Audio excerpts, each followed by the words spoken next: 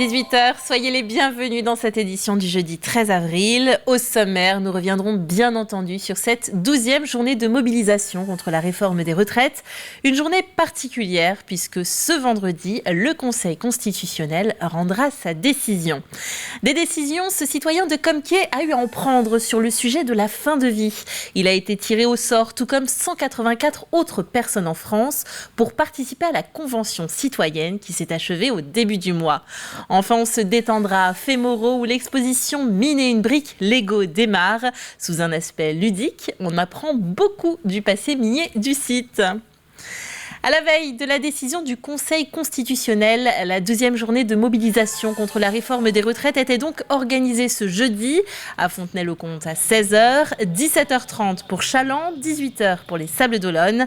À La Roche-sur-Yon, cette fois-ci, c'est le matin que ça se passait. Rendez-vous a été donné à 10h30, boulevard Sully. Vous le voyez en image, sous une météo mitigée, on y note un net recul de la participation, puisque 3000 personnes ont manifesté selon les syndicats, 1300 selon la police. C'est 2 fois moins que la participation enregistrée le 6 avril. Dans les rangs, on exprime surtout désillusion et lassitude.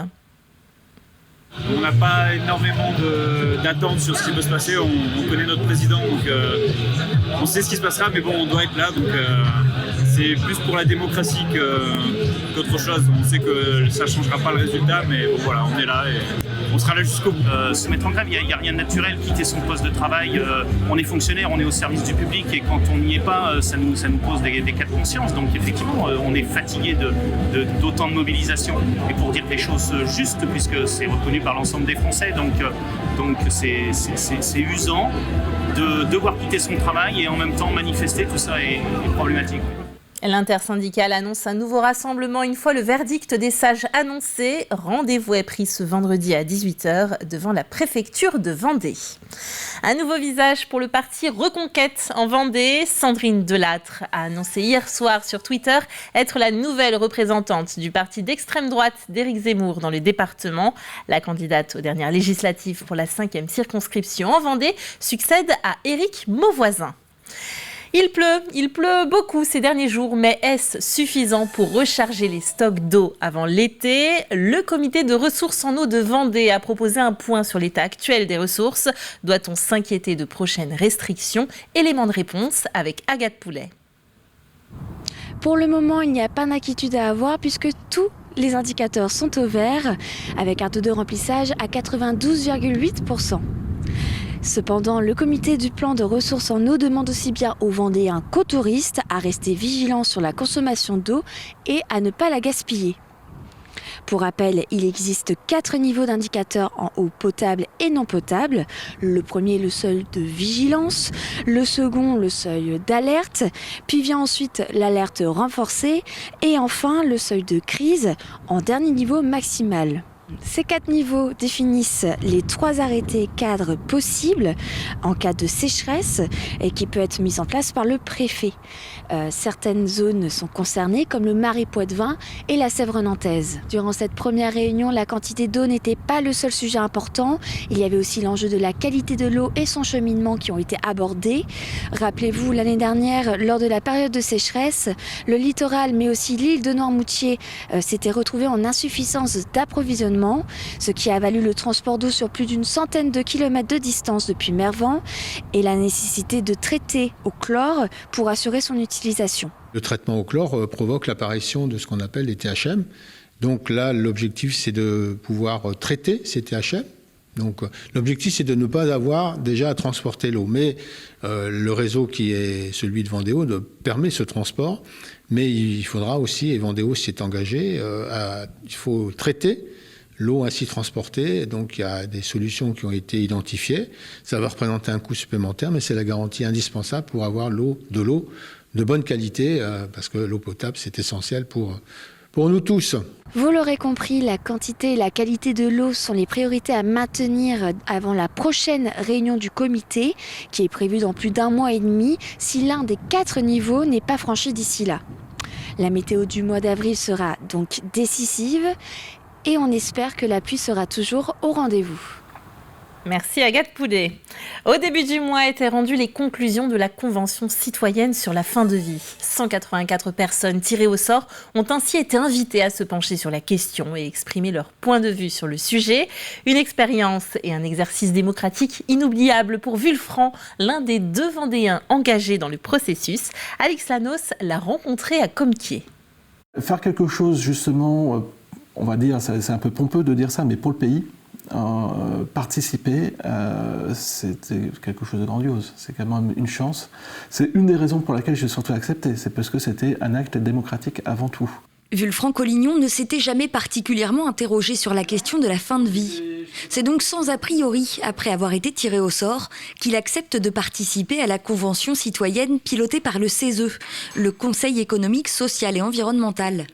Un engagement qui n'est pas sans contrainte familiale et professionnelle. C'est quand même 9 week-ends sur 4 mois à monter sur Paris. Donc ça veut dire que je partais le vendredi matin et je rentrais le dimanche soir. Avec 183 autres citoyens, eux aussi tirés au sort, Vulfran va donc s'informer, discuter, débattre sous le regard d'un comité de gouvernance chargé d'assurer le bon suivi méthodologique du dispositif. On a beaucoup vu d'intervenants du corps médical.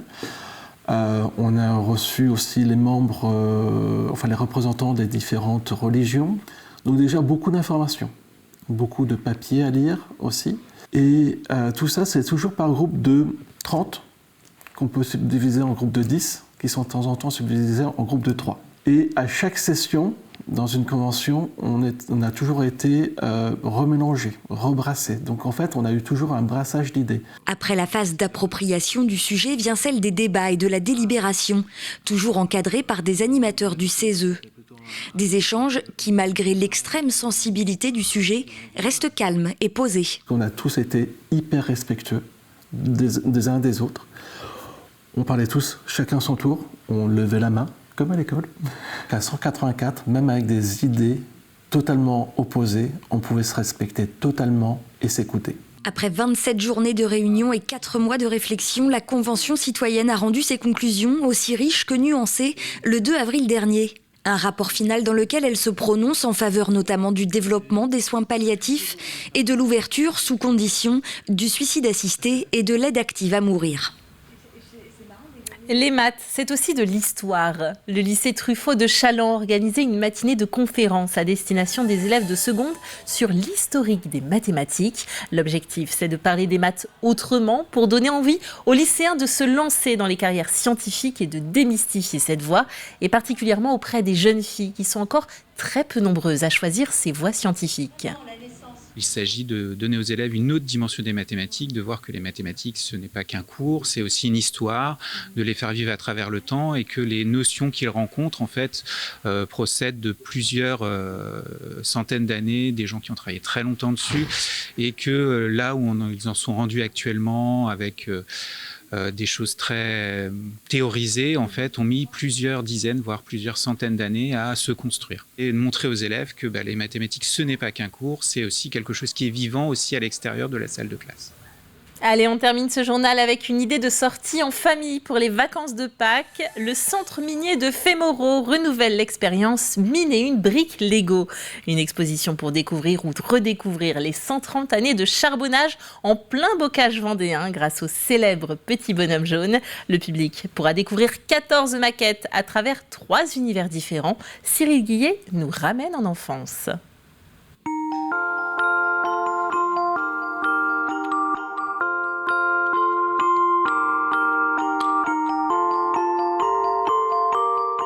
En 2022, on s'est lancé dans l'aventure des briques Lego avec une première exposition Mine et une brique Lego où on présentait plus le travail du fond de la mine avec vraiment les métiers du fond, la naissance du charbon avec le carbonifère. Et en 2023, l'idée c'était de repartir d'une feuille blanche. Là, on est plus sur la cité minière avec les différents quartiers qui vont être mis en valeur par des briques mais surtout des personnages Lego.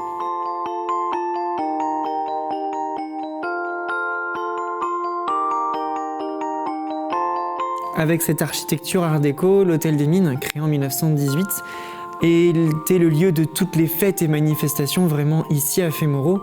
mais également le lieu où très souvent on se prenait en photo, nos photos d'archives le montrent. On a des photos Mardi Gras, on a des photos du foot. L'équipe de foot se prenait en photo devant l'hôtel des Mines. On est en plein cœur du village avec la chapelle, la place du marché et la ruche, l'ancienne coopérative donc pour les mineurs. C'est jour de marché, donc vous voyez ici vraiment ce côté, ce marché très animé. La chapelle, une procession sort donc de la chapelle et vous avez également l'harmonie des mines. Il faut savoir qu'ici on avait un important tissu associatif, que ce soit culturel ou sportif.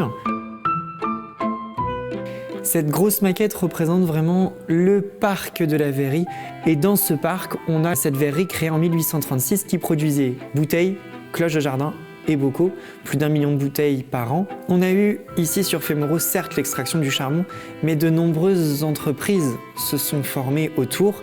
La verrerie en est un exemple, mais on a également tuilerie, briqueterie et les fours à chaud, et notamment les fours à chaud de Benay. Et justement, la visite se termine par la plus imposante des maquettes, celle des fours à chaud de Benay, une construction qui a nécessité près de 40 000 briques. Dans ce même espace, un atelier pixel art est proposé aux petits et aux grands. Une jolie idée de sortie en famille. On jette un œil à la météo de ce vendredi matin, journée qui débutera dans la grisaille et l'humidité. Les pluies seront présentes donc depuis le début de matinée. Le ciel va s'éclaircir ensuite par l'ouest. On attendra une dizaine de millimètres de pluie. Le vent de sud virera ensuite plein ouest. Il atteindra les 45 km/h en bord de côte, vous le voyez. Et les températures iront de 7 à 9 degrés. C'est la fin de cette édition. Merci de l'avoir suivi. Le retour de l'actu, ce sera dans votre matinale à partir de 7h demain. Belle soirée sur TV Vendée.